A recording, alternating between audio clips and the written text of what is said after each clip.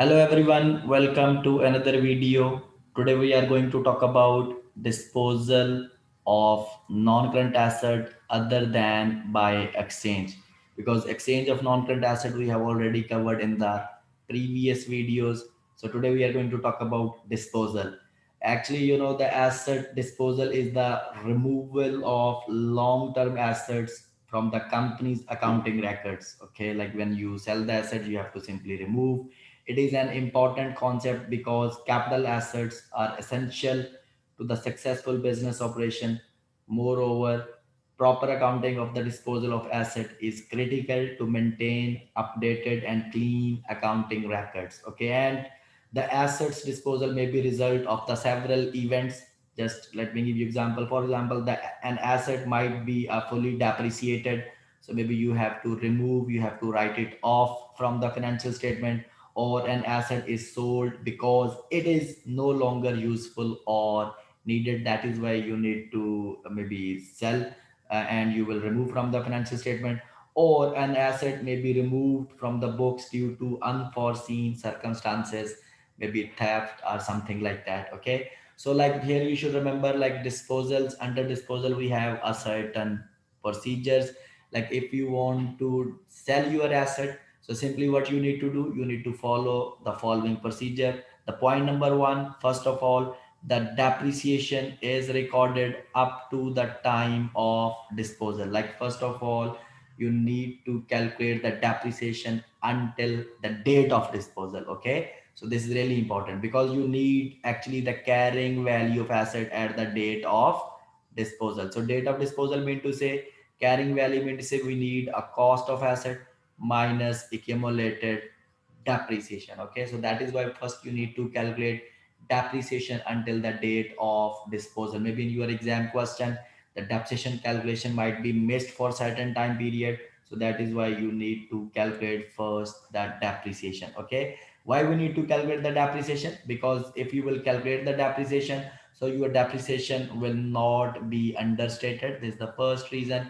And your carrying amount of the asset will not be overstated. Okay, and second, we have here second point, the assets carrying amount we need to remove from the financial statement. Because when you are going to sell the asset, so you need to remove simply the carrying value. To remove the carrying value, we need to remove the cost of asset, and we need to remove the accumulated depreciation. Okay, so this is what we are going to talk about here. But if you are IFRS student, you might have a revaluation reserves, etc. So you also need to remove other valuation accounts also. Okay, the third is what, the third procedure is that whatever the consideration or the proceed or the cash which you are going to receive, you have to record.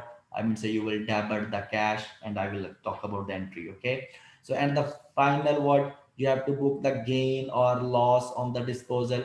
The gain or loss is always the difference between cash proceed and its carrying amount of the asset. Okay, and mostly what entry you will pass, of course the entry I will explain with the help of example. So here we have a different scenarios for the disposal. The scenario number one is what, maybe if you are going to sell your asset during the useful life.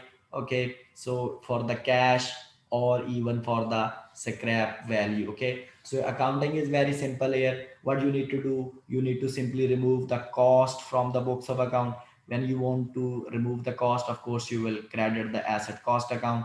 You also need to remove the accumulated depreciation of the asset. So what you will do, of course, to remove the accumulated depreciation, you need to debit the accumulated depreciation. And the third thing, you need to record the cash proceed. So you will record the cash, of course you will debit it, and the result of the entry, of course it will be a gain or loss on disposal. Okay, so we will see if the difference will come on the debit side, it is called loss on disposal, and if the difference will come on the credit side, it is called gain on disposal. And don't forget, so when you want to remove the cost and accumulated depreciation, first you need to make sure depreciation should be calculated up to the date of disposal. So here we have a small example to practice, and then we will go by case by case. So here we go.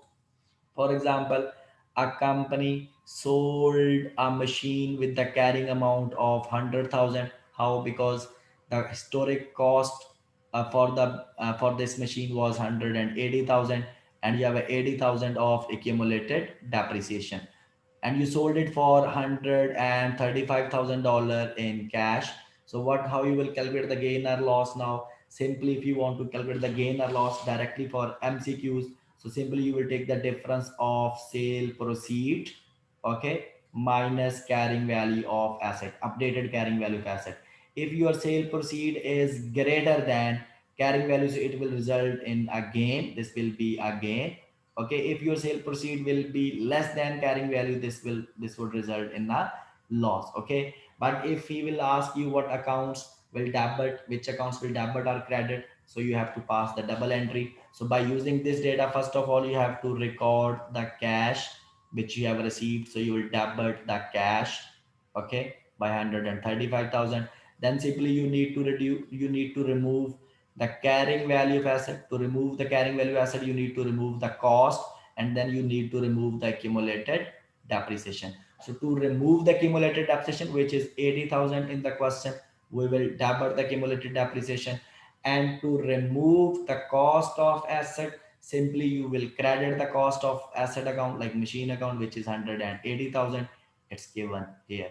And now you can see the difference. Your debit side is 135,000 and 80,000, and you have credit side only 180,000. So you have a difference of 35,000, which you will record as a gain on disposal. Okay, 35,000.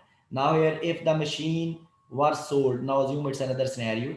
Let's assume we have a same data of the question, just we are going to change only the cash proceeds. So instead of this value, now assume, let's assume if you have sold for $90,000. So now how you will record your disposal? Of course, you will debit the cash by $90,000 because you are receiving. You will debit the accumulated depreciation, okay, to remove the accumulated depreciation, okay, and you will credit the machine cost account by 180, and now the difference will come on debit side. So we will record as a loss on disposal, which is $10,000. So this is normally, this is how you will deal with the cash sale of disposal of non-current asset. So now we are going to talk about involuntary conversion, and this is really important concept.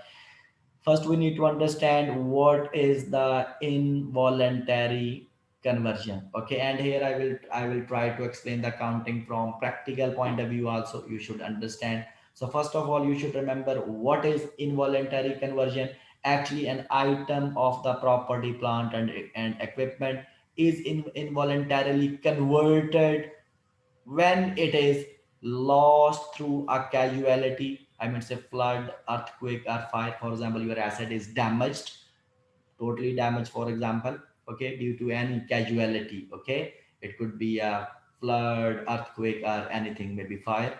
So, or second thing, your asset is also considered as involuntarily converted if it is expropriated. What is expropriated means? Say it is seized by foreign government. You know, sometimes your state or your authorities, they take the property from the owner for the benefit or for the use of the public. So that is called what? Expropriated. Or your asset might be condemned. Condemned, it's also like that. Maybe it is condemned. Okay.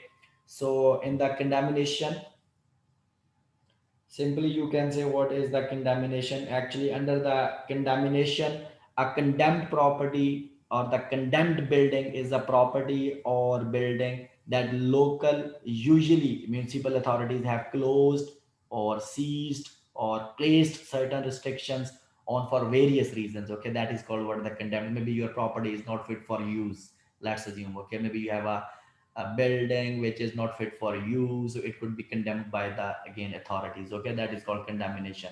So but in all these scenarios, even if your assets has destroyed or damaged or expropriated or condemned, so what you are going to do, it's like simply the accounting. For the accounting, what you will do, the accounting is the same as for other non-exchange disposition. Okay, so here, of course, on the involuntary conversion, you are going to book the gain or loss. Okay, and you will report this gain or loss in the income from continuing operation. But the point is the accounting for involuntary conversion is depends upon the number of different cases. So I'm going to explain case by case. So first of all, we have here case number one. For example, if you are any non-monetary assets, I mean say property, plant and equipment, involuntarily converted without any insurance proceed. For example, maybe your asset is damaged due to the fire and you don't have any insurance for that, I'm assuming. Okay, so it means you are not going to receive any benefit. So simply what you need to do, because your asset is involuntarily converted, and you have to just simply write it off from the books of accounts. So when you want to write it off, simply what you need to do, you need to remove the basis of destroyed roof. Okay, for example, roof, or it could be anything or any asset. Okay, so simply what you will do, so you will debit the accumulated depreciation. You will debit to remove the accumulated depreciation, because that asset was recorded in your balance sheet as like this, as carrying value, which was equal to the, sorry, which was equal to the cost of asset. Okay, minus what, accumulated depreciation. Now if it is expropriated or something happened to the asset and you don't have any insurance procedure, there is no cash involvement, so simply you need to remove the cost of asset and you need to remove the accumulated depreciation, and you will book the loss. So debit will go to accumulated depreciation to remove the accumulated depreciation. Credit will go to the asset cost or whatever name of asset is there, and the difference of course will be on the debit side. So you will record loss on disposal. So this is how you will deal if your non-monetary assets involuntarily converted without any insurance proceed. So accounting will become more technical, okay, if you will receive any insurance claim also. So here we have a case number two. Your non-monetary assets involuntarily converted to monetary assets. For example, maybe you are going to get insurance, okay, or you are going to claim the insurance for those involuntarily converted assets. Okay, so here we have a question. So please, you should remember here. So here most of the time, you should treat each transaction separately. For example, if your asset is destroyed, so first you need to remove the asset from your books of account because it is destroyed. So we will say it is the first transaction. Okay, second is what, maybe once you will receive the insurance or you will claim the insurance, so you have to record the insurance.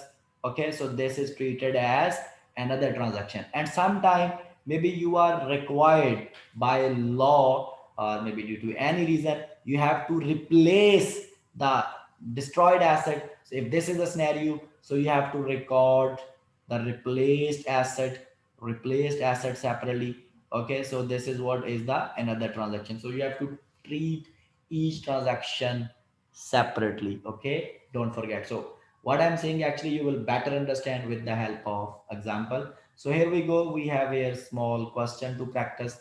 For example, a flood caused a minor damage to the first floor of the building and major damage to the roof. So let's assume this is the data with us. Okay, so there is a flood and of course it damaged the floor and roof. Okay, now here for the floor we have a data for floor. Estimated cost for repair and maintenance of floor is $15,000. It means maybe the floor can be repaired and you can use it again after repair and maintenance, and the expenses, the cost is required is 15,000, and the insurance proceed is $5,000. And I'm assuming here this insurance proceed you will get before the year end. Okay, this is assumption. So here we have a data for the roof. So here the damage to the roof cost, the replacement of the entire roof, like here your roof is you can say heavily damaged and you have to replace the roof now. So following estimates are provided by management. Here the cost of old roof, this is the cost was 65,000 because it's estimate, huh? Because management will provide you the estimate. Maybe the roof was not capitalized of course separately previously, so you have to estimate first. So for example, the cost of the roof, historic cost was 65,000 and accumulated depreciation was 12,000. Okay, then the replacement cost of the new roof is $80,000. Like if you will replace the old roof, so you will incur $80,000. as a cost. Okay, and you are going to receive insurance proceed to replace the roof is 50,000. This is what is, for example, finalized by insurance company, and I'm assuming here again insurance proceeds received before the year end. So what entry you will pass? So here guys, please don't forget we have a two different scenario. Scenario number one is for the floor, and scenario number two is for the roof. For the floor, first I will do the counting separately for each. So we know the floor can be repaired, okay, and we can use it again, and its cost is $15,000, and the insurance proceed which you are going to receive is $5,000 before the period end. So what you will do here, so at the time of incurrence of the repair and maintenance cost for the floor, so what you will pass the entry, you will debit the insurance, I mean to say, sorry, repair and maintenance expense debit, and you will credit the cash by 15,000. And the time when you will receive the insurance, okay, or you will claim the insurance, so at that time you will debit the cash, you will credit the repair and maintenance expense. Okay, you will credit it because your repair and maintenance expense, you can say it has reimbursed by insurance company. Okay, so it is paid by insurance company. So then if you want to do for the accounting for roof, so of course, first of all, because roof is totally destroyed and you have to replace it, so first of all you need to remove the basis of destroyed roof. This is the first transaction. Okay, to remove uh, the roof from the accounting books, so you will debit the accumulated depreciation.